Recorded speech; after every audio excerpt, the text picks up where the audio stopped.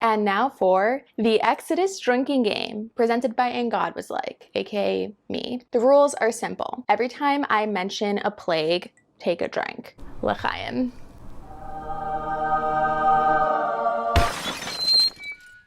Welcome back to And God Was Like. I'm your host, Ariel Kaplan. Let's just get into it.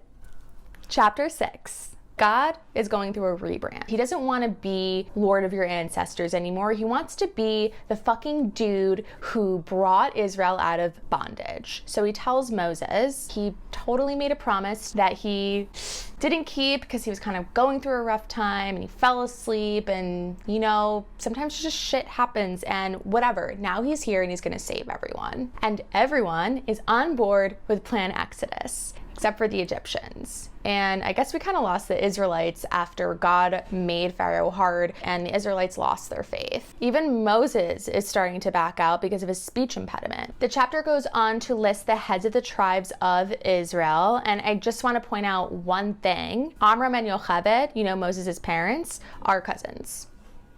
Chapter 7. God doesn't want to just rescue the Israelites, okay? He has to make it a big show with plagues and shit. Talk about a God complex. In order to do that, God needs Pharaoh's pushback, which is why he keeps sexting him all day to make him hard. And God was like, when Pharaoh speaks to you and says, produce your marvel, you shall say to Aaron, take your rod and cast it down before Pharaoh, and it shall turn into a serpent. Penis jokes aside, Pharaoh's magicians do the same fucking thing. They also turn a rod into a serpent. But Aaron's rod devoured their serpents, which is just another example of cuckolding in the Torah. Pharaoh is unconvinced, Moses is frustrated, and God is primping for his next big show.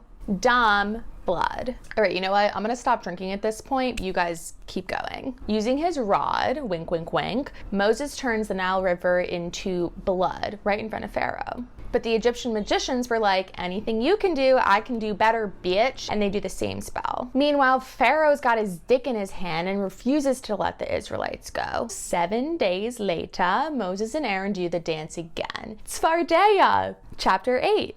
The Egyptian magicians replicate the plague. They bring even more frogs, except they couldn't procreate, so they were like plastic frogs. And Pharaoh was like, go sacrifice babies to your god or whatever. And God was like, that is specifically not my thing. You've been a naughty little boy, Pharaoh. Time for another plague. Lice, kinim. This time, Pharaoh's magicians could not replicate this spell, and they freak out. Ah, this is the finger of God.